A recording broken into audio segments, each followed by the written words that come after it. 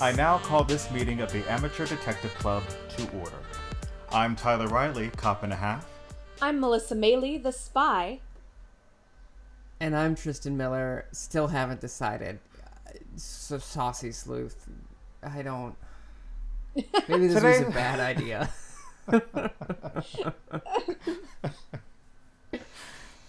Today's show is brought to you by Audible. Audible is offering our listeners a free audiobook with a 30-day trial membership. Just go to audibletrial.com/ADCpod and browse the unmatched selection of audio programs. Download a title free and start listening. It's that easy. Go to audibletrial.com/ADCpod. I recommend we're going to be reading Cards on the Table, which is a Poirot novel coming up. So I highly recommend you check out that. Once again, it is narrated by Hugh Feisal. We are here to talk about Murder Mystery. Yeah. That's the name of the movie. Are we here to do that every week? Oh, yeah, right? It had to be said. Yeah. No, it's called Murder Mystery. That's the title of the movie on Netflix. Perfect. Starring Adam Sandler and Jennifer Aniston. So, it's a modern day mystery. It takes place in New York and Europe. Yes. It's very fun. And on an airplane. And on an airplane, briefly. And a yacht, if we're just going to start naming locations. Interior. Yacht. But yeah, it's a Happy Gilmore production. Happy Madison. Yeah. Sorry, yeah. I don't know if you know this. Happy Madison has a specific reputation of really, really getting a lot of money for doing their shows, their movies.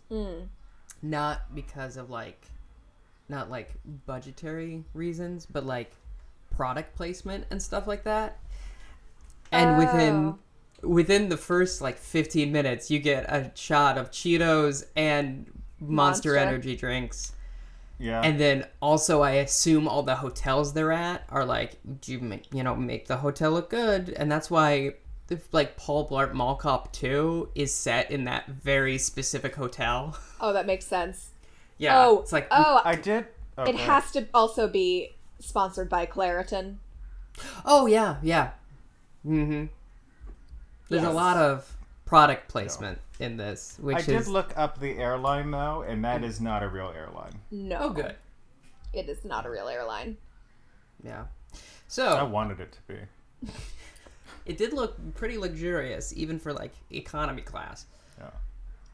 But the story centers on Aubrey and Nick Spitz. Yeah. Nick Spitz is a New York police officer, and his wife Audrey is a hairdresser. Yes, and Nick is trying desperately to become a detective, and he keeps failing his exams. Yep. And they do just call it the detective exam, which I found very funny. What is you call the bar, you know what I mean? Yeah. Yeah. I mean... But it was just, funny. It felt like high school for a second. It was very... Sure. It was very fun. Yes. And he keeps lying to Audrey about having passed it. Yeah. Yeah. He's like, I'm a detective. And it's no, he's just a cop. Right. But they go out for their 15th year anniversary dinner. Yeah, with their friends. Which is weird. Is it? Yes. Okay, I feel like I know people that do that. Okay. I mean... You know a bunch of weirdos then, Tyler. It's simple. Wow. Sorry, Mom. Not for my comment, but for Tristan's. No, I mean, I suppose that could be cool. Hey, it's our anniversary. Let's celebrate with friends like we did at our wedding where we had lots of people there, I assume. I would want friends there to celebrate me and my accomplishment, you know? All right. Praise I mean, me. our accomplishment. Uh-huh. Okay. Yes. But you see that Nick has gone out shopping for a card at a 7-Eleven, basically. He goes anniversary shopping and gets her a card and an Amazon gift card, and then does not get the Claritin she asked for, but gets her Allegra instead because it's 50 cents cheaper. Yeah. He also busts a kid for shoplifting, putting Monster energy drinks, shout out to Monster, Yes. and Flaming Hot Cheetos in his backpack, and he's like, I'm a cop. And he says this very funny line. Because the kid keeps calling him old man. He's like, I should put you in jail for calling me old man, but I'm not gonna. Which is very funny. Yeah, it's silly, and there's really no reason for that bit to exist, except for the product placement. Yeah. It's a product placement, and I think just trying to, again, just get that PR propaganda wheel about New York City police officers, oh, we're not all terrible because, look, we let the light-skinned minority get off. Yeah. Fair enough. Absolutely. And then also, like, I think it also exists just to see, like, how he uses his power as a cop. Because he does this move in a couple of times in the course of the film where he's, like, flashing his badge and is like, "Wah." And it's the Sure. only time where it's really effective. Yeah. Yeah. But anyhow. They go out to dinner with their friends, and they have just...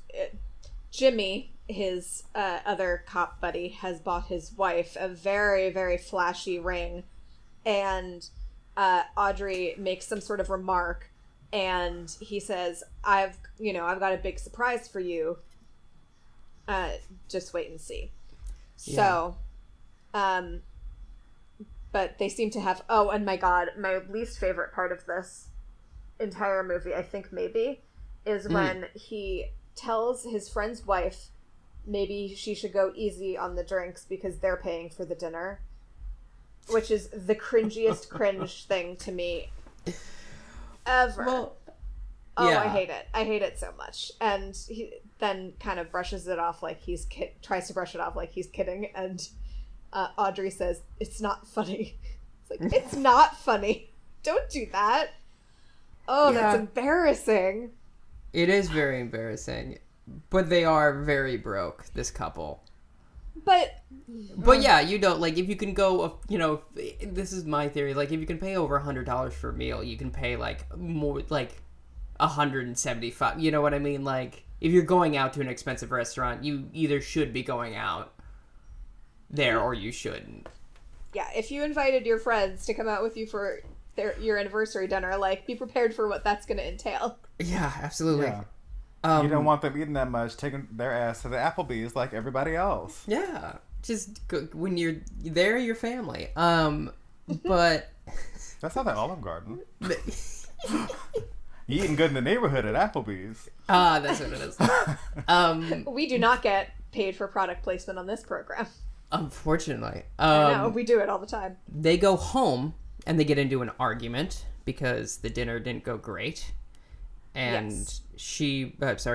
Audrey brings Yes. up the fact that they, like, never went on a proper honeymoon. They never go anywhere. They haven't had a vacation. They're always struggling, and it sucks. It absolutely sucks. And he promised her a trip to Europe when they got married, Yeah. which And was has not 15 years delivered. ago. Right. Mm-hmm. So basically, she just comes out with, when are we going to go to Europe? Which I believe is the most realistic thing about this movie, that a New Yorker would never want to leave New York. Or that That's- you could yeah. you could postpone your honeymoon for that long Oh, absolutely. because of life. So yeah. He says, "I told you I had a big surprise for you," which was such a weird line in the first place, because what did he mean? Because he didn't mean we're going to Europe, because he was not planning this trip. Yeah, I think he... That $50 Amazon gift card. I guess so. Yeah, I think that, and then also he was, I think he does this very, like, typical male thing of, like, okay, I'm gonna lie, and then by the time the consequences show up, I will have figured something out. But he does not. Yep. So regardless, he says, we're going to Europe. We're finally getting that trip. Yeah, and the way that they talk about how broke they are, and the way that they actually spend their money. It's just absolutely wild throughout this entire movie, and I won't continue talking about it. But Well, I it's mean, that's so why they're weird, broke. I guess. But anyway, So it's not important. It's just very strange. So they're on the plane, and Nick falls asleep, and it's very intrusive. And so you see her reading a mystery novel. yeah.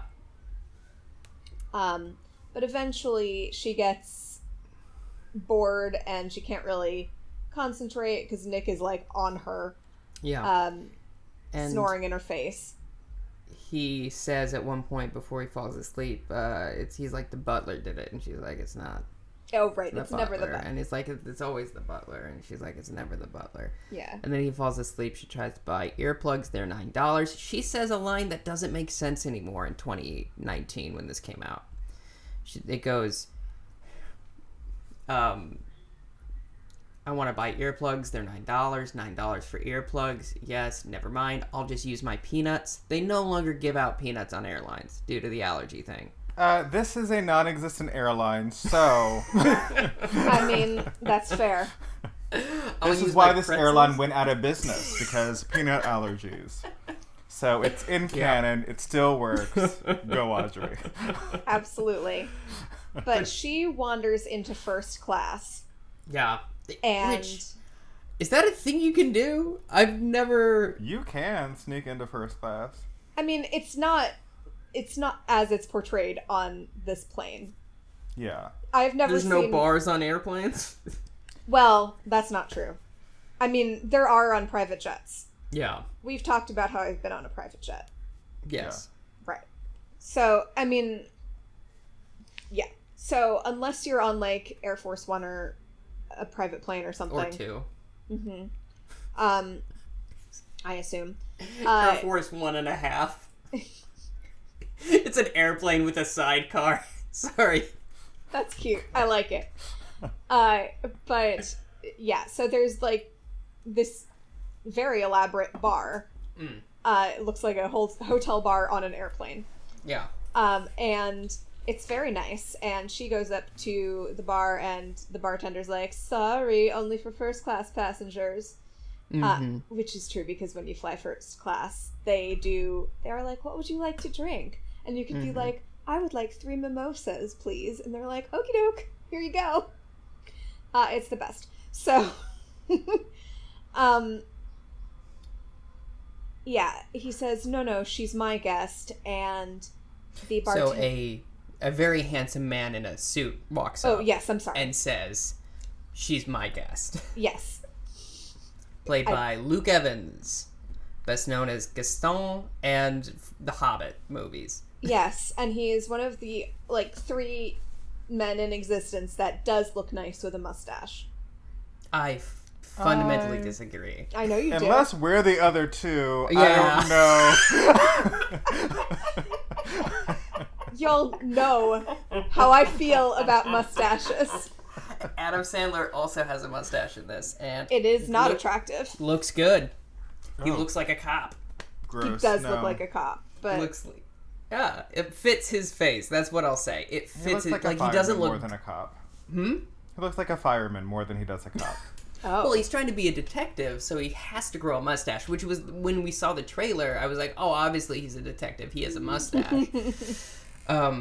But yeah, I think it fits his face. I don't necessarily think it looks like makes him look good, but it makes sense on him. Does that make sense? Yeah. Yes, no, and I that- get that.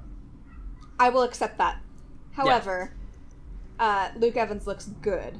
But he is Charles Cavendish. Yeah, He is. which is a nice nod to Agatha Christie, I think.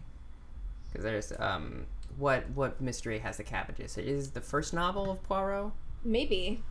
I don't remember. But yeah, It's Cavendish possible. is definitely a name that they use. And he's a Viscount. He is. And he has just lost his fiancée to his elderly uncle. Yeah. So he's going to, on their yacht for their wedding reception. And invites Audrey and Nick to come along.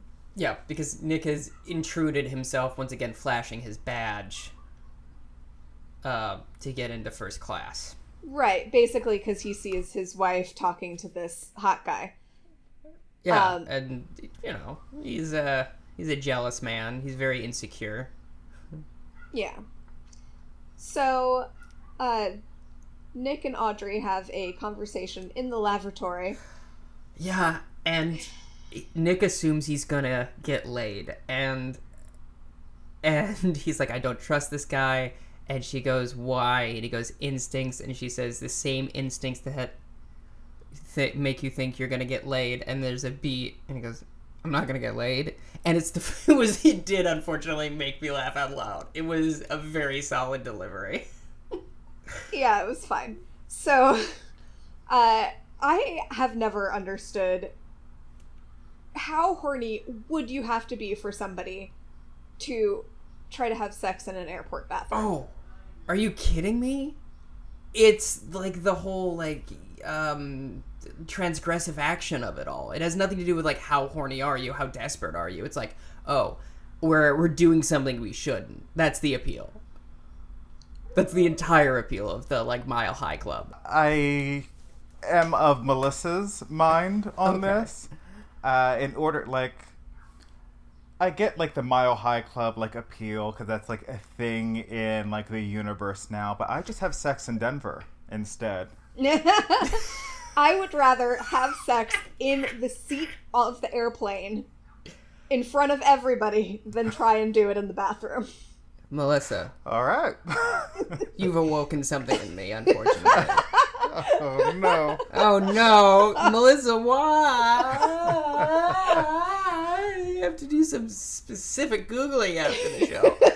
But yeah, they have a confrontation and a disagreement. But there's also a wild line where I don't exactly know where the setup comes. But he's always like, you can't be around rich people because you always ask them how they age ham. And she goes, how do they? And it's very funny. It's just a weird because he's talking about the tour that he had booked, the bus tour that he had booked for them. Okay. And that was part of what they were going to see. Basically, he said, we can't come on the yacht because we have to go on, we have plans, we have this bus tour. And she's like, uh-huh. Yeah. And he basically is like, listen, it just makes me feel bad because I can't give you the thing that you want. So I would really like to do this bus tour because, it'll make me feel better. Like he's providing something. Which honestly makes sense. And she sees the reasoning in it. It is one of the most logical arguments in this movie, actually. And she says, okay. I would argue the logical argument in this film. Yeah, basically. So, they are getting off the plane and gonna get on their bus tour, and it is the worst tourists in humanity that are apparently getting on this bus. There's someone complaining about not getting his complimentary glass of champagne immediately, and then there is the worst kids in the world screaming and yelling. And for some reason, when they look to their left, Charles Cavendish is just standing there with his fancy car and leaning up against it with his aviators on, and they say... May I offer an explanation, Melissa? Because it's funny. And this is a comedy. There's a lot of things that don't make sense in this film, and they are mostly played for laughs. Whether or not that is successful is obviously subjective. Oh, of course. Of course. It's great, and I'm going to continue to point them out when they're absurd. And there's so many that are absurd. So they get in the car with Cavendish because they give up on the bus tour. And on board the yacht, we meet Cavendish's ex-fiancée, Susie Nakamura, who is now married to his uncle. We meet Cousin Toby, actress Grace Ballard, Colonel Ulenga and his bodyguard Sergei, the Maharaja, a race car driver, Juan Carlos, and then later on we will meet Malcolm Quince. Yes. So when they first get on board, Cavendish is showing them around the yacht, introducing them to everyone on board as they are all preparing. They're all arriving, kind of relaxing. Everyone's going to meet later for like this big dinner. Yeah. A note on the casting of some of these guys. Mm-hmm. Really just the one. It is... oh, darn, what's his name? He's T'Chaka and not the daddy from Number One Ladies Detective John Agency. Connie. Thank you. So good. I saw him and I literally went... I was so pleased to see him. Yeah. He has an eye patch and a fake hand in this. It's wild. Oh, yeah. And like not even a fake hand, because you can see his real hand under the whatever glove they fit him for.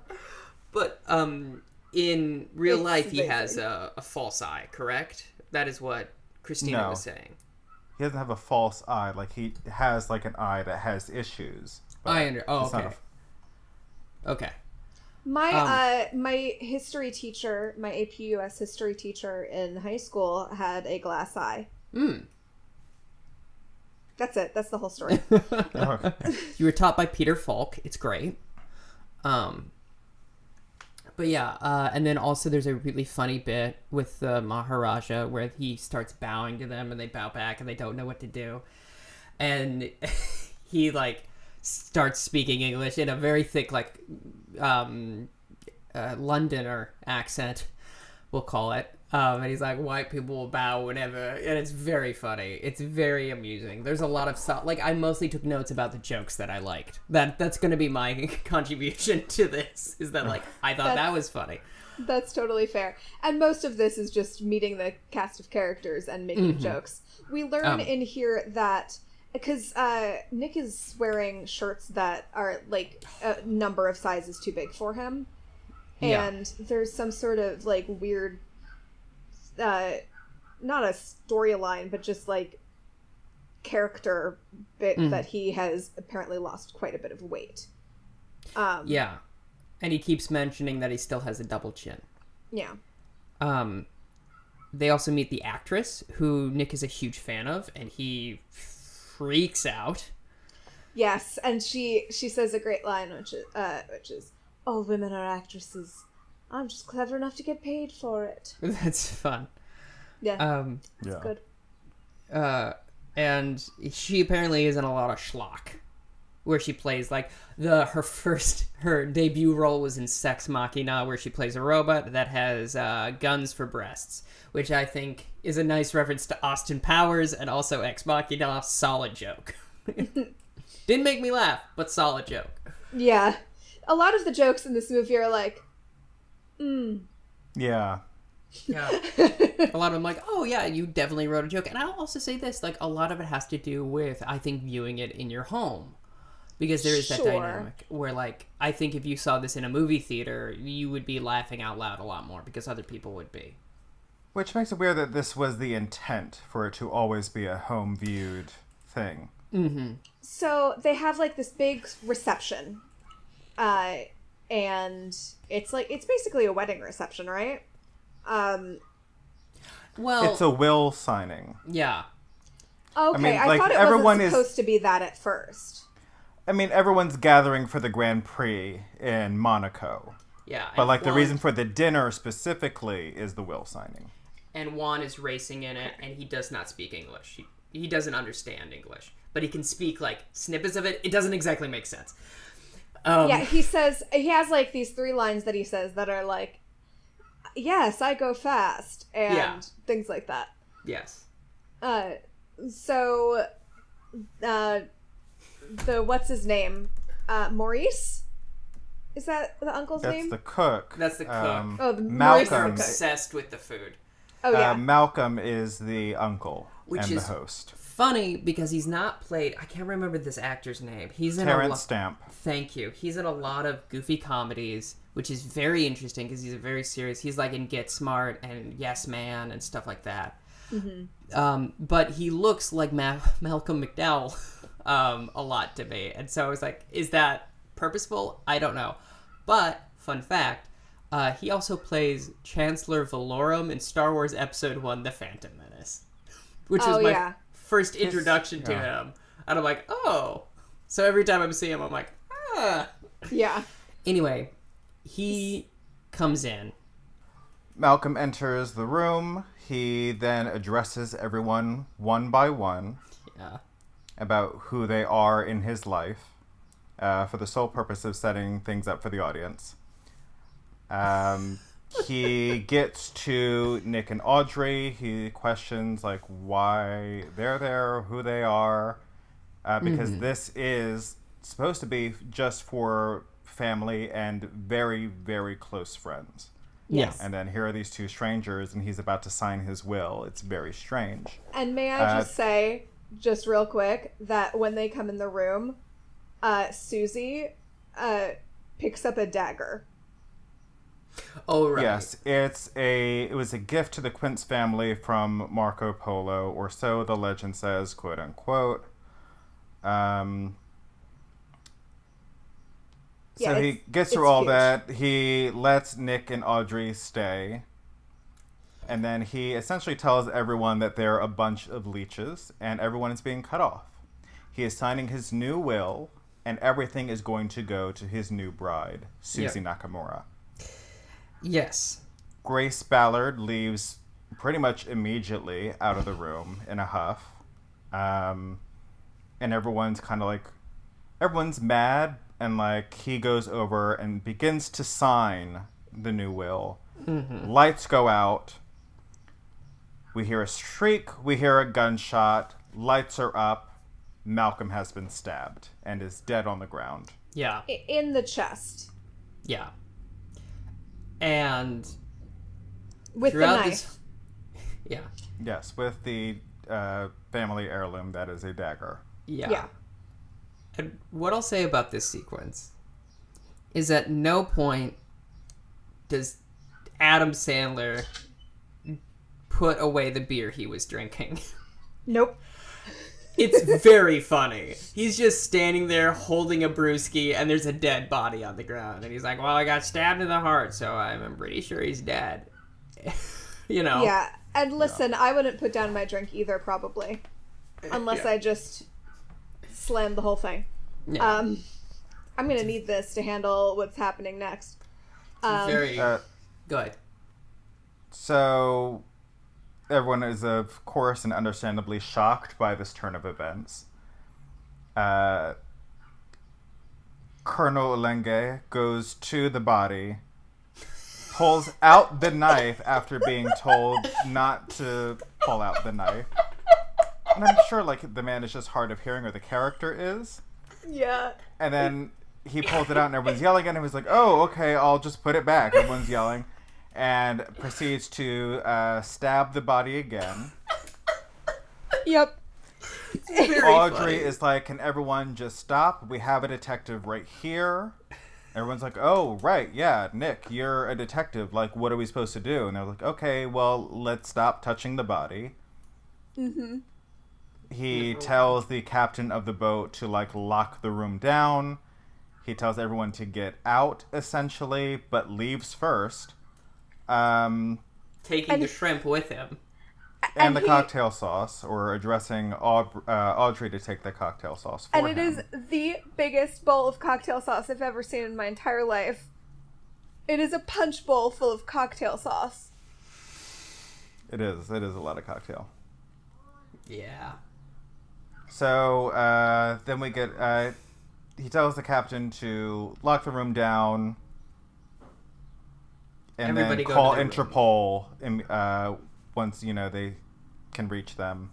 Mm-hmm. And then he tells the rest of the group to go to their rooms because one of you guys is the killer. And then he pieces out.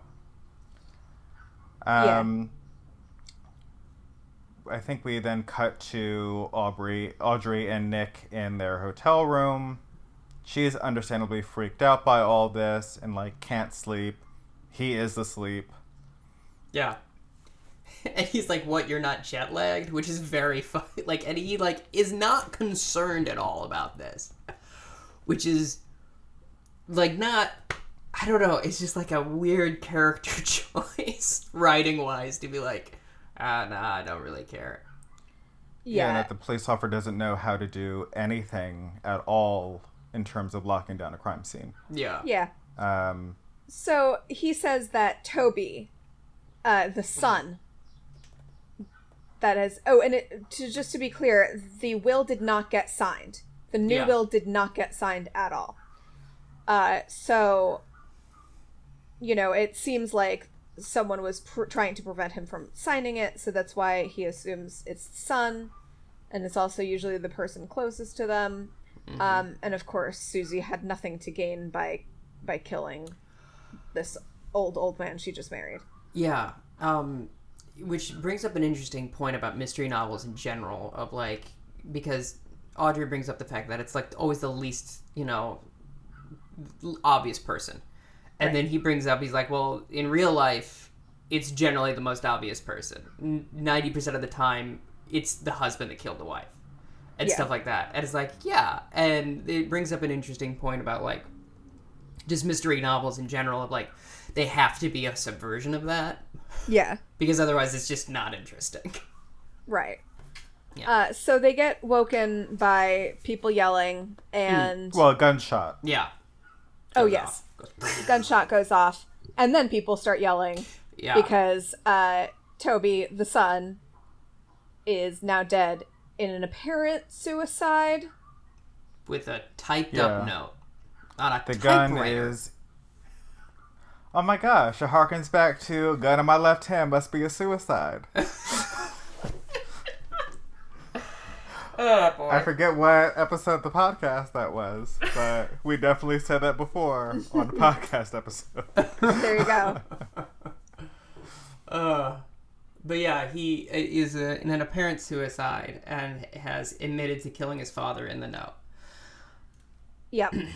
And then Interpol shows up, right? The next morning? Yes, because they have docked in Monaco at this point. This very fun detective character, this French detective who shows up, and he starts his own investigation. Yes, and he blows like the most comedically big smoke rings, wafting through the room. Very like hard-boiled detective kind of, you know, stereotype. And then he starts these, like, Knives Out type interviews where they're all sitting in a chair in front of him in the exact same spot. Yeah, and one of the best moments is he asks the colonel, like, did anyone touch the body? And he was like, no. Which I thought was very good. But they all basically go, he's like, was there anything out of the ordinary? And they're all like, yeah, the Americans that were there. It didn't make sense. Yeah. And then he brings the Spitzes in for questioning together, and Audrey's like, why? And it's whatever. And the reason is because they don't want to have to do it twice in the movie. Yes. And it comes out that they're the main suspects in... Yeah. Which makes sense. Makes no sense. It does not make sense at all. It makes zero sense. What motive could they possibly have for killing the stranger?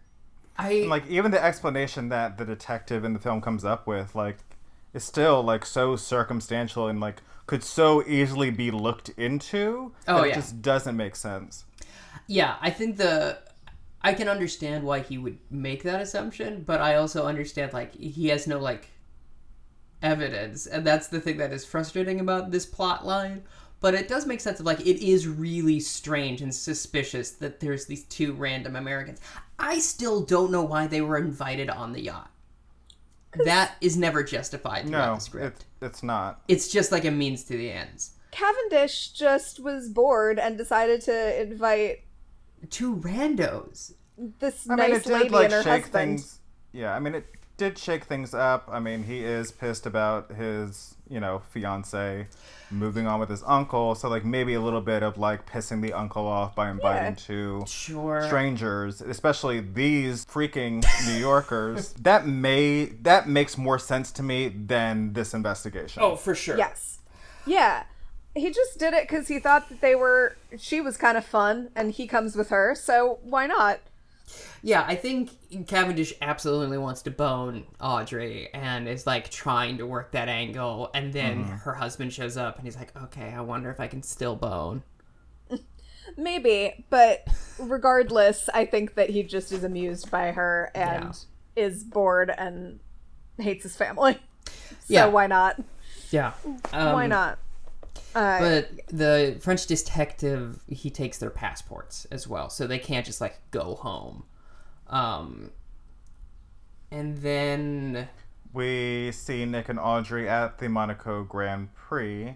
Oh, but sorry. Before that, just real quick, the detective does dismiss Audrey before releasing Nick and tells him, like, listen, I know you're lying. I checked up on you, and I know you're not a detective. Yeah.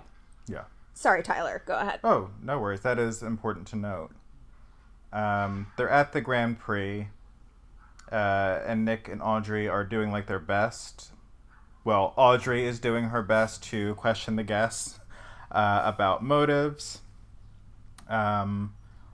We get some interesting stuff. I don't want to get into it quite yet, but we hear some interesting stuff from the Maharaja, as well as Grace.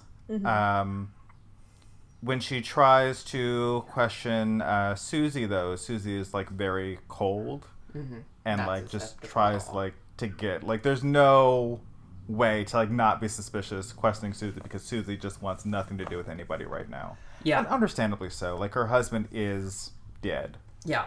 And she does sneeze, and she does Audrey offers her a Claritin, and she's like, why are you talking to me? And that's the sequence. But that comes up later. Allegra. Only Yeah. because right.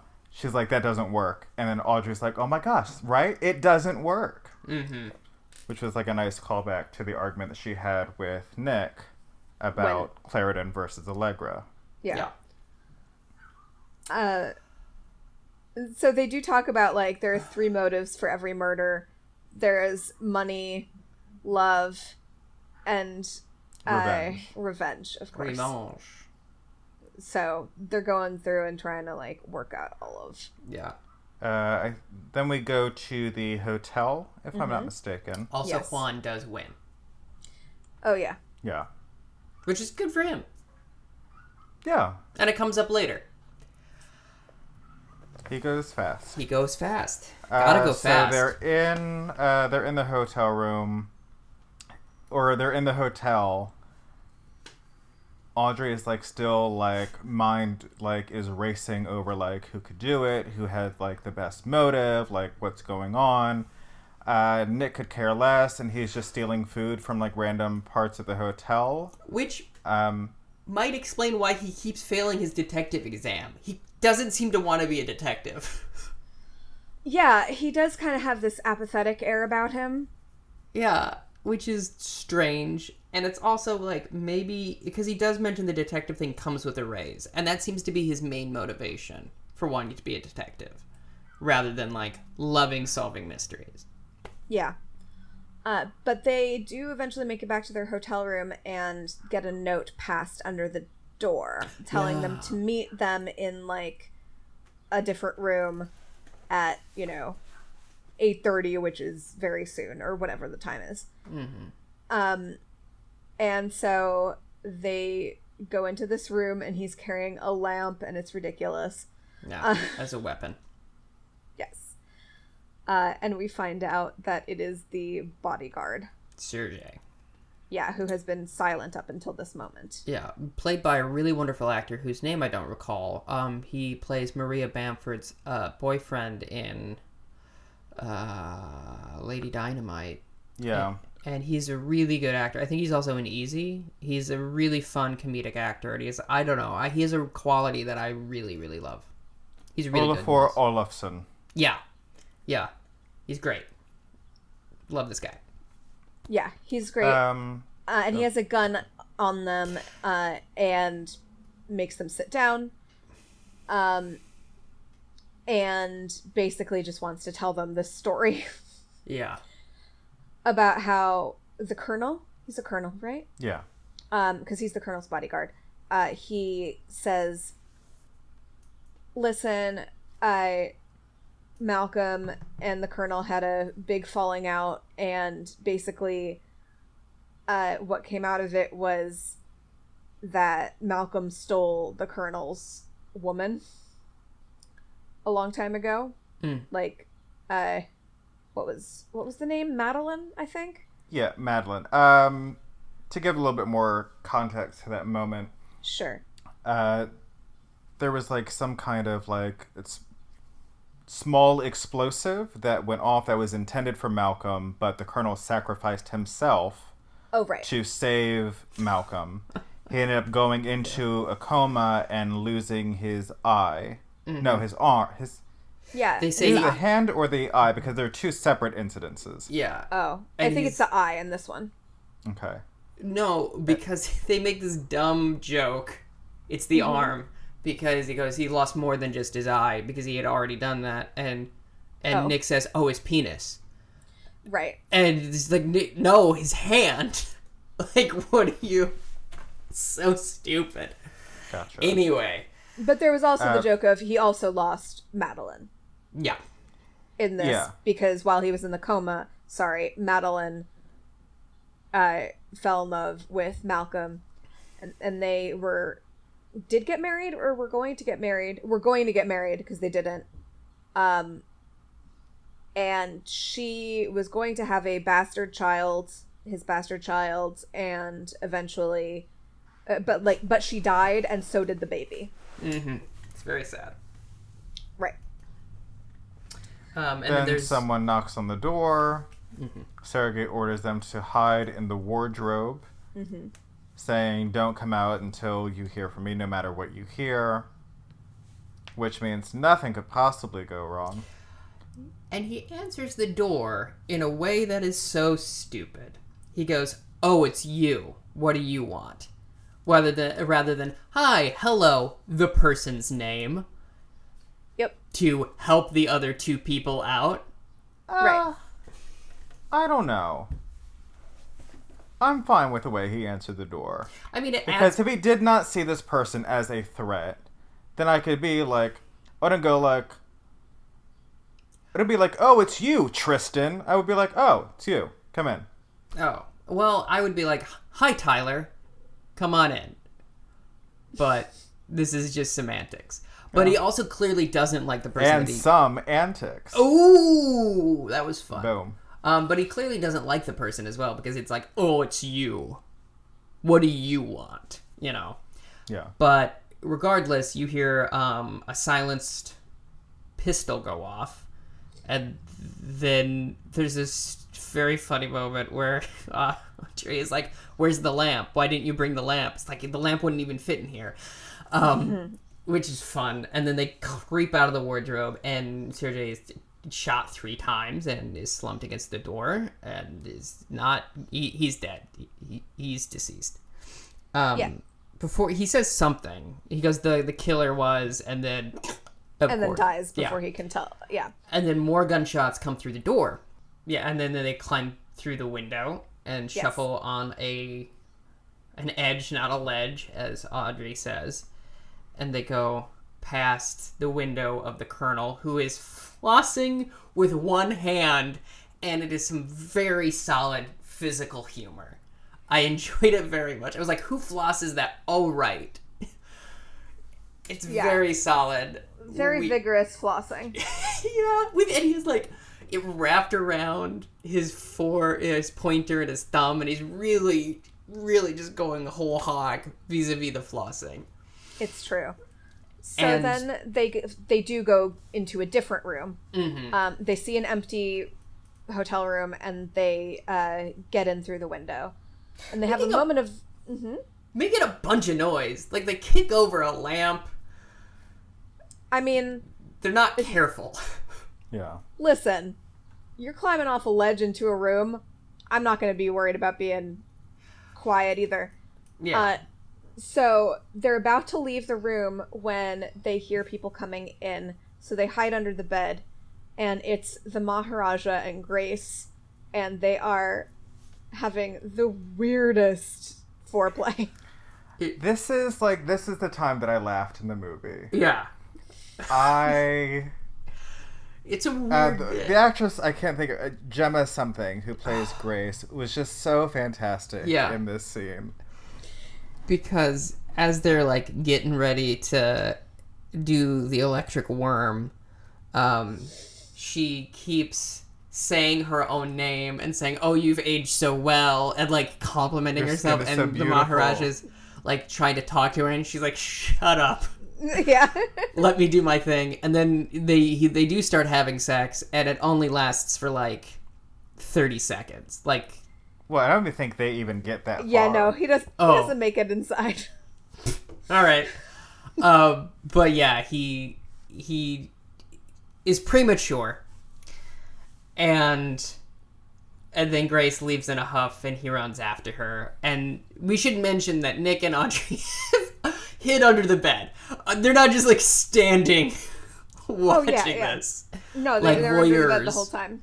And they're like stifling laughter, which there's a couple of moments where there's like diegetic laughter in the context of the film, which I really enjoy, because like some things are funny and people, that's always been a hard thing to negotiate of like, I think people should laugh at jokes more in, there's a lot of like, I think there should be more laughter when there are jokes played even for the audience in movies. I think it's very charming and it makes more sense. And that's why I appreciate 90s sitcoms, because like they do allow themselves the freedom to like laugh at the situation and laugh at jokes being said about other people. Yeah. Which is great. And then they go back to their hotel room? No, they go to a diner or a restaurant, actually. That's actually a pretty cute little bistro. Yeah. Right. And they're watching a news report on TV, and it's all in French, and so and it's about them. It's about, like, they're being investigated for these murders. And there's kind of a funny bit where they're talking to the bartender server about how, what they're saying on the TV, and the server is telling them, like, oh, well, they're looking at you for the murders, and blah, blah, blah, blah, blah. Very chill, very calm. And Nick... The 2 murders, yeah? Yeah, something like that. Okay, like, they're not being investigated at this point for Sergei, right? No, they are. They are. Okay. Sergei's in this video. So, yeah, another thing that just doesn't make sense. Right. But whatever. I mean, yeah, it's like these Americans, they're on a killing spree. I yeah. assume the show The Americans, I don't know. Mm-hmm. But actually a pretty good show. In order to not be tracked, for some reason Nick decides to submerge both of their phones in a pitcher of beer. That way they can't track the SIM cards. And then Audrey's like, you could just take the SIM card out. Which isn't true because she has an iPhone. Yeah, you can't take it out of the iPhone. Yeah, so whatever. Anyway. See, that's why I don't mess with Apple products. I can't be getting away with murder like on any old Apple. Yeah, but also there's a very funny moment of, like, in the translation, he's saying, Nick's not a detective, he's just a police officer. And he's like, there must be some sort of, you're just translating, there's a mistake.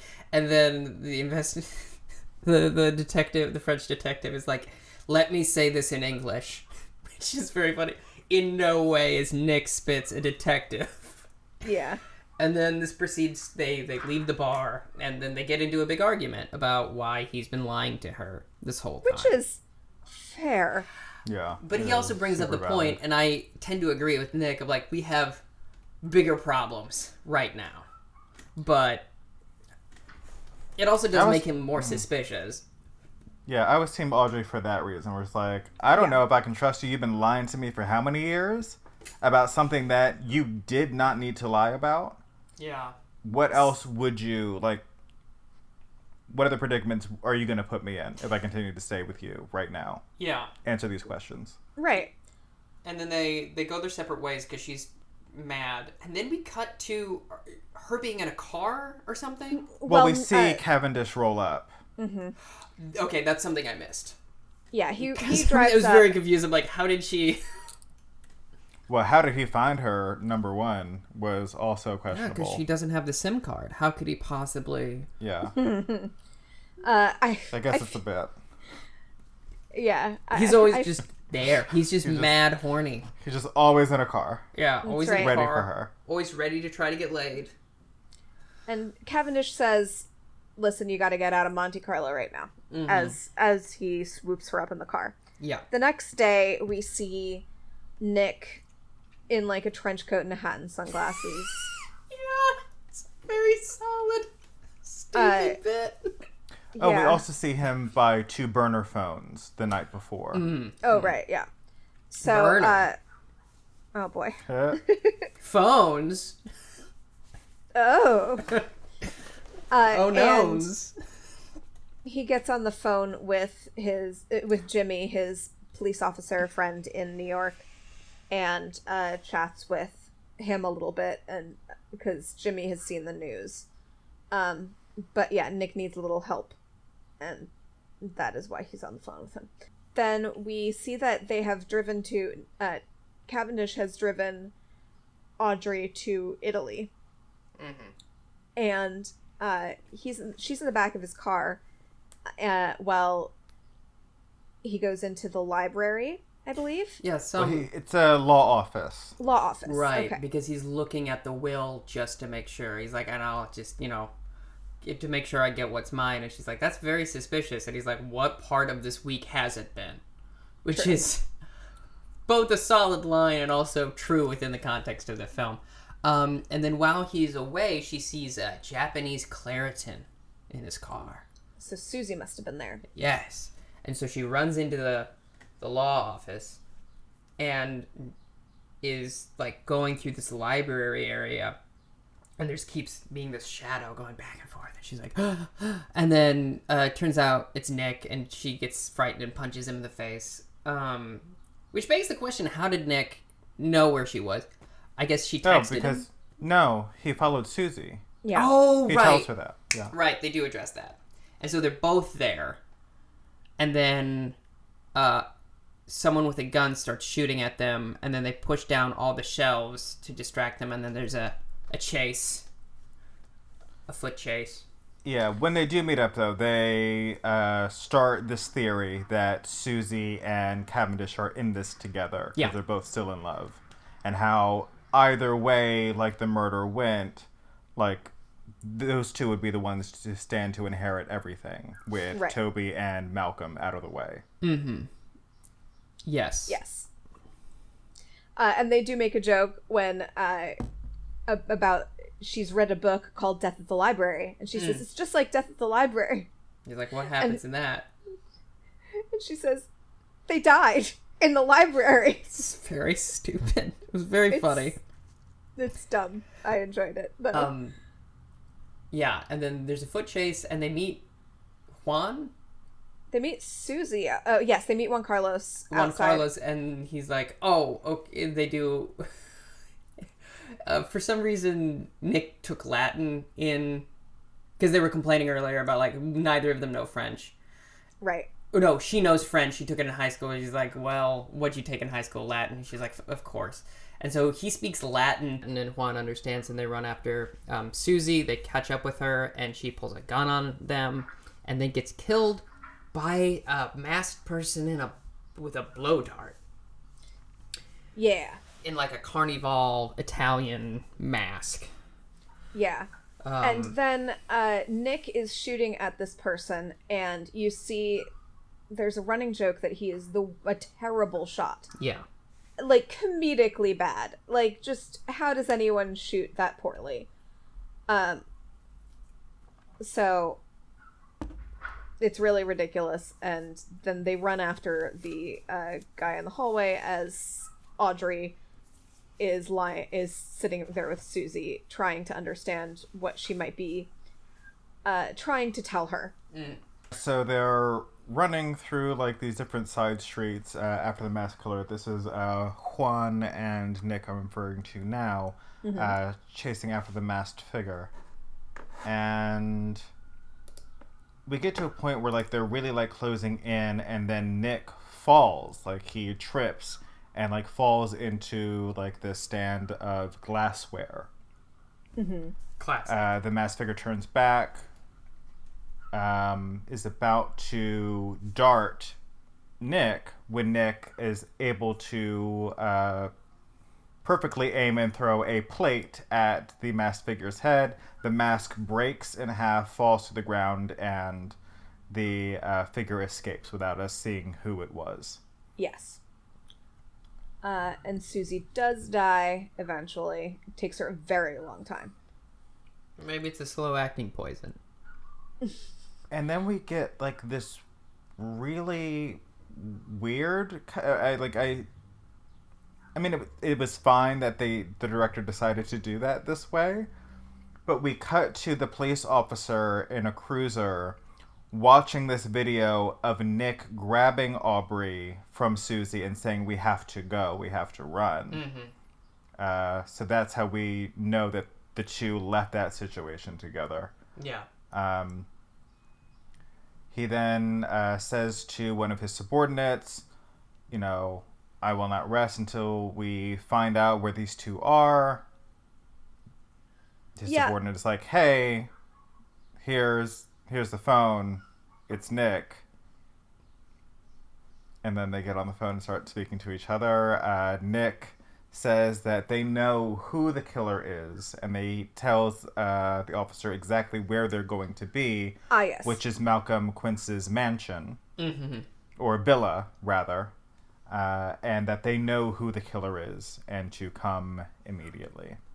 So they get into the villa, and then they go upstairs. There's a line that the killer is in the villa, and that's all. I like that. That was that was fun. Yes. So they go upstairs and they find that Charles has been murdered. After trying many rooms, I assume. Yes. There's a lot of rooms here. It's very big. Well, no, he has a butler, and he tips the butler. The butler says, "Okay, Charles is on the second floor, 8th door on the left." So they know exactly. Okay. They go, poop, right there. Because they say that later on as well. Okay. But he's been poisoned, it seems. Because he's foaming at the mouth and he's holding a glass of scotch. Yes. And then they're like, oh, darn. The police are on the way. And the person we thought did it is dead. Yes. And somehow they change clothes into a very lovely red dress and a tux. Yeah, well, he rips that off of Cavendish's dead body. Yeah! Oh, that's true. That's right. And Audrey just steals it from a random closet in the mansion, which is what she says. But for whatever reason, all of the remaining characters are gathered here for a parlor reveal. And they had, in the previous scene, they're like, well, we don't know who did it, so we're just gonna stall for time and figure it out when everyone's there, which they do. And here's a great place to take an ad break.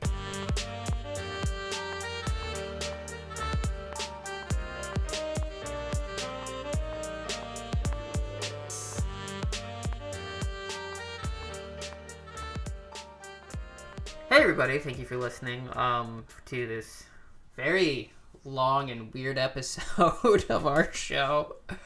We're on the Scavenge Network. You can go to scavengenetwork.com and check out all the great podcasts they have. Myth Takes, an actual play podcast. They just celebrated, I think, their 1-year anniversary or 100th episode anniversary. I can't remember. Some sort of anniversary. They did a very special episode. Woo! Yeah. They also have content on YouTube, and they've been doing live streams a lot lately. There's also like a lot of different kinds of content there. You have Insanely Haunted, which is about ghost adventures. You have obviously ours. It's a pretty diverse portfolio, so check them out. I'm sure you can find something you like. And you can find us in particular all over social media at ADC Pod. And we are on Instagram, we're on the Facebook, we are on Twitter, and that's it, because we don't need a TikTok. What are we doing? What would we do with a TikTok? That'd be silly. I would like to interject something, too. I've been doing these videos that are longer clips from the show that I find amusing. Highly recommend checking those out as well. They're super fun. Mm-hmm. Does this ever happen to you? Oh man, I have $1, but I don't know what to do with it.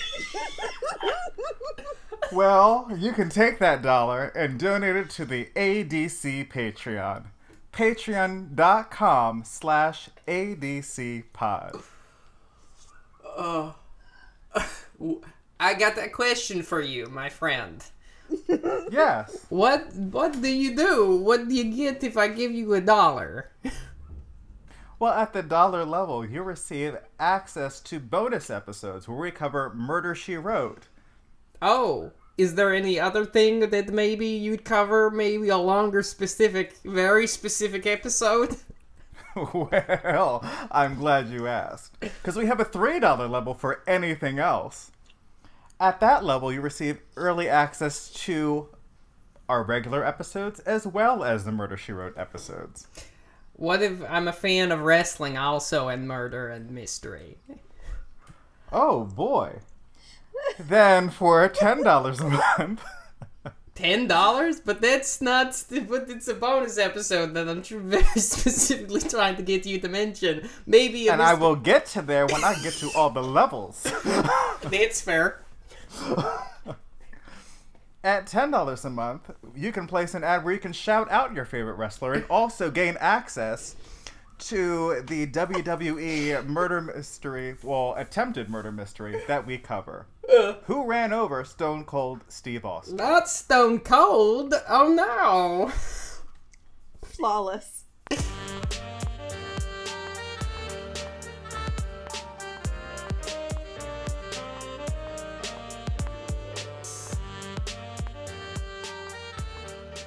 So they're doing a parlor reveal. Yeah. In the parlor. Yes. Everyone who's alive from the ship is there. Yeah. So that is, for our listeners, that is the Colonel, that is Grace, that is the Maharaja, and that is Juan Carlos. Yes. And they're basically going through this whole thing and working it out as they're speaking. Yeah. Yeah, and then also, obviously, Interpol has showed up and tries to arrest them, and they're like, because they figured out, they pieced together that it's Grace. And because she changed her name when she became an actress, she's actually the daughter of Madeline. Madeline, yeah, and Malcolm. Yeah. So she is another sibling that would have inherited money. And they... Due to the French inheritance law. Yes. Yes. Because apparently in France, I don't know if this is real or just canon. Regardless, in the film, there is this inheritance law in France where, in order to prevent people from leaving everything to mistresses, they have made it so that the estate, no matter what, is divided equally amongst the children. This is a real thing. Okay. That actually makes sense. It's a real thing. When you said, yeah, the way Tyler said it, I was like, oh, of course. Yeah. Of course it's real. Yeah. That sounds very French to me. Absolutely. Super You cannot French. just not leave anything. They are still your bastard children. Come on. It's hysterical. I love that law. It's so weird and specific. It would probably help, a lot of situations, though. Absolutely. I would No, imagine. we wouldn't have Legally Blonde. Spoiler alert there, for anybody who has not seen Legally Blonde. Oops. And if you haven't, what are you doing with your life? But they go, well, that's all circumstantial evidence. Do you have anything to back it up? And Which pissed me the hell off, and I'll get to it into my review. All Keep right. going. and they're like, no. And then Grace is like, well, I'm going to go take my money and leave. Thank you. Goodbye. And previously, after the failed attempt at lovemaking with the Maharaja, he says, I'll buy you a hat. And she's wearing a very large hat. She looks fantastic. Yeah, amazing. She does. It's a great hat, great outfit, altogether flawless. Yeah, And a go dog go level of hat. And Audrey, as she is leaving, says, "Wait. You should take your hat off. Because no person in their right mind," this is very Legally Blonde, by the way. Yeah. No person would put a hat over their newly styled hair. And she says, "How do you know my hair is freshly styled?" And she says, "Because I'm a freaking hairdresser." Mm-hmm. And she pulls her hat off, revealing the cut on her forehead from where Nick threw the plate at her after she shot Susie with the blow dart and killing her. Yeah. Because she was in a film called Blue Dart Princess. Yeah. And the Maharaja has that as his screensaver. Which is very stupid. I liked it a lot. And then she grabs a gun. She has a gun. Grace has a gun, grabs Audrey, and it's like a hostage situation. And then Grace has got a gun. And then Nick grabs the Colonel's gun and shoots Grace in the arm, and he says, "I was aiming for her foot." Solid. And she, like, gets hit in the shoulder and collapses and is unconscious. It is very weird. Well, I mean, it is like a hard floor, and she did hit pretty hard. Then they cart her away in an ambulance. They're like, "That's that." They're like celebrating like on the patio. It's like With champagne, yeah. the investigator, the Spitzes, the Maharaja, and Juan Carlos. Yeah. The only remaining people. And also the Colonel. Like the Maharaja, not the Maharaja, Juan Carlos is like about to peace out and like goes to leave. And as he's doing this, the Maharaja is like, "You know what doesn't make sense?" Yeah. This whole thing. How did she kill Sergei when she was down at the hotel bar with me? Right. It's like we were down there for an hour before you guys saw us together in my room. How could she possibly have done it? And they realized that they had spoken to Juan Carlos just a bit ago, and he replied to them speaking English to him. Yeah. Yeah. And he gave a correct response. They then deduce Juan Carlos understands English. Yes. Surprise, surprise. And not only that, but was Grace's accomplice. Yeah. And was helping her with the murders the entire time.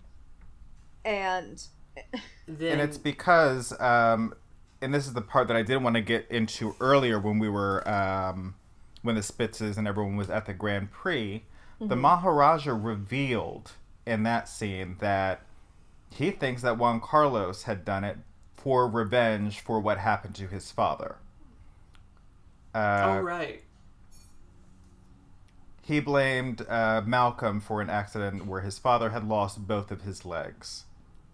yes. And then we jump back to where we presently left off, and Juan Carlos reiterates he is doing this because he wants revenge for his father. Because they got love, they got money, and now they have revenge. Yeah. Exactly. He takes the French detective hostage, jumps in a car after shooting the tires out of all the other cars. Very smart, except for the fact that, once again, we pan, and there's just a line of very expensive cars there. Yes. But we don't know if the keys are in them. That's fair. Apparently they are. Apparently. Because Audrey and Nick jump in a Ferrari, and of course they jump in on the wrong sides because, you know, Nick's like so excited to drive it, and then since it's Europe, Audrey... And not only are the keys in the car, the keys are in the ignition because they don't search for them. They just turn the key and are off. Yeah. No, there are some countries in Europe where the steering wheel is on the left side, like it is in... Oh, yeah. I thought Italy was one of them, but I guess I'm wrong. Well, I think it's just the make of the car. Okay. Yeah. at any rate, yes, they are. Audrey is now driving this. We get our long-awaited, long-deserved car chase. Yeah.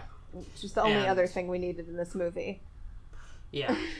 And Juan Carlos obviously drives very fast, but through bumping his car and flipping it over almost, they run him into a statue. He comes out. Yeah, because he is not driving like a Formula One car that he's used to. He's driving a cop car, which is significantly slower. He bumps into a statue. Nick gets the officer out, and then there's another confrontation with...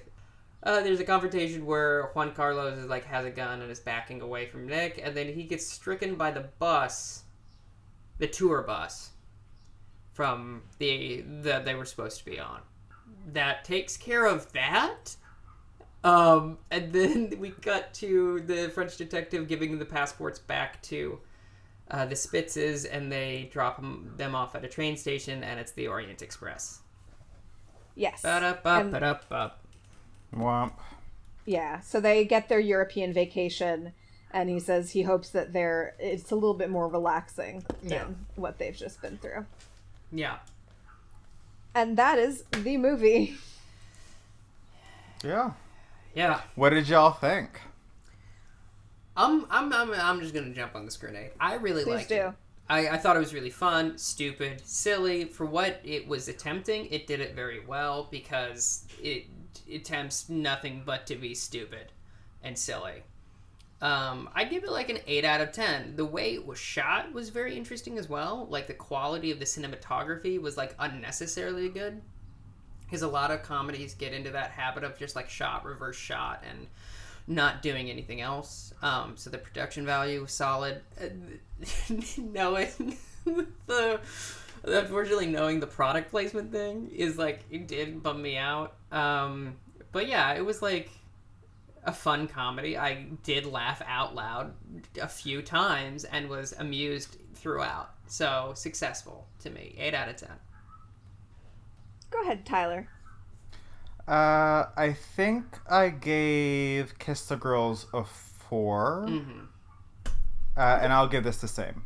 Because I laughed just as much. Now, Tyler, you've seen this movie before. Yes? I have. Were you upset that we were going to do it? No, I wasn't. Because, we cover the gamut. It doesn't matter. It's not just we're only going to cover the good stuff. We also cover some not great stuff. So it just, seemed par for the course. We have our ups and downs in terms of quality of the things that we cover. So it didn't bother me in that respect. I appreciate a good dumb comedy. This tried to be smart in places where it shouldn't have, because it's not. It doesn't make sense. Adam Sandler's character does not work for me. If he was someone who was aspiring to be a police officer, I could see this character existing. But the fact that he is a police officer, there were so many red flags that even the most intolerable cops would know better. There were things that I think even random citizens would know better on how to handle themselves in this situation. Yeah. The fact that they were working, so he says to the investigator at when they're on the ship, during that first initial interview, he says, "I won't rest until I prove to you that I'm not guilty of these 2 murders." And he has so many opportunities to actually involve the actual police and doesn't. Yeah. When they got the note, they should have called immediately to Interpol and be "Hey, there's some suspicious stuff going on. You might want to come check this out. Go check out Roommate 02. We'll go first, to keep the thread of the movie going. But just so you know, we're keeping you in the loop." What else? Oh, the fact, the Juan Carlos stuff was so telephone because everyone spoke to him in English. Yeah. And if there's no reason, you're not going to you're not going to speak English to him if you know that he can't understand it. Everyone Malcolm addresses him in English as well. Everyone addresses him in English. Right. Mm-hmm. So we know that he understands it. Yeah. So I found that to be really frustrating. There were like some bits that, you know, I did appreciate about it. I did appreciate that we did get the reveal throughout the movie. Like the Maharaja like says straight up, like, here it is and here's why. Mm-hmm. I wish they had utilized John Connie a bit more. Mm-hmm. And maybe they will in the recently announced sequel to Murder Mystery. We gotta. We gotta. I mean, they're gonna. No, I mean, yeah, we have to have a response. If I've learned anything from watching YouTube videos, it's like you have to have a response to everything. And yeah, like for the reasons that I stated, like throughout, like the buy-in wasn't there for me. I am also going to give this a 4 out of 10. I am not angry that I watched this. There were things about it that I had fun with, like the giant bowl of cocktail sauce. I enjoyed Audrey a heck of a lot more than I enjoyed Nick. And I think you really hit the nail on the head there with that, Tyler. He was just, like, honestly, I am mad that Cavendish died and that Audrey didn't leave her husband for him. Mm-hmm. I mean, I can see, it's just, gosh, it feels so much like he has given up on everything that it's really, really hard to get behind. And it doesn't really feel like, even throughout the movie, it doesn't really feel like there's like a redeeming moment for him in that way. Yeah. Even though they solve it, I couldn't get behind him. And I like Adam Sandler. I think that, for instance, The Wedding Singer is beautiful and delightful. Like, I can get behind an Adam Sandler character. It's not him. And I do think that as actors, Jennifer Aniston and Adam Sandler work well together. I enjoy them together normally. It's just the character. It didn't work for me. Yeah. I think there were some really lovely comedic moments. The supporting cast was wonderful. But it's just so hard when the guy you're supposed to be rooting for is so hard to root for. And it was dumb in, like, I liked the mystery, actually, but the way it was executed was just, it just didn't work for me. Which is such a weird, No, I get that. Yeah. So, I did watch this twice to make sure I had everything pretty solid. And, like, it's not a bad thing to put on if you're, like, also playing games on your phone or something. But, like, don't make this a movie night where you're gonna get really into something. Like, for instance, last night I started watching Parasite, and my boyfriend got back from his trip to the property that he owns in Pennsylvania, where he had been staying for a few days, and he needed my help with stuff, and, like, I had to stop Parasite in 45 minutes before it was over, and, like, I was angry. Sure. Yeah. All that is to say, if you had been like, if this has been Murder Mystery that I had to stop 45 minutes before it was over, I'd been like, that's fine, I'll just pick it up later. I understand both of your complaints. And, like, yeah, his character is too complacent and passive. I think that's a huge issue with a lot of Happy Madison characters. Like, Paul Blart's the same way. And a lot of Adam Sandler characters are that way. But what I will say is they do have that touching moment right before they attempt to solve the murder where they're like, we are in this together. Yes, and that was nice. That was nice. And it was just... And I feel like that's his arc of, like, both of their arcs are, like, trusting each other. Because he doesn't trust her because he sees her as just a hairdresser, and he has that ego of a New York cop. And that sort of thing, despite not being very good. But, okay, so here's the thing, and, like, yes, but also there was so much that they tried to do with it that it got really muddy. And so the nice moments you couldn't enjoy as much because there were so many little, like, the hairdresser thing was kind of a weird throwaway line at one point, and then they did come back to it, but, like, there was just too much mired into it. Also, especially the way he is acting at the beginning of the movie comes off as, like, very lightly misogynistic, and that's a big turnoff for me. in the first place. There's lots of like gender role things that happen in this movie that Oh, for sure. make me roll my eyes a whole heck of a lot. Oh yeah. So. But yeah, it's not a 1. Yeah. But it's not a good movie either. Oh yeah. And you're like, comparison to Parasite, it's like, well, you're watching either doo-doo or cinema. So like, No, I know. So of course. But also like, so we averaged about a 5, which means like it's a movie you can watch. Yes. And that's fine. Yeah. It made me laugh, and that was its point, and then I moved on with my life. Yeah. It's shot fine. Yeah. It's very opulent. Mm-hmm. The director made choices. Yeah. And the best choice was casting Jennifer Aniston because she saved the movie for me. Yeah. Mm-hmm. No, she did. She was very charming. Mm-hmm. All right. But yeah, I will now call this meeting of the Amateur Detective Club to a close.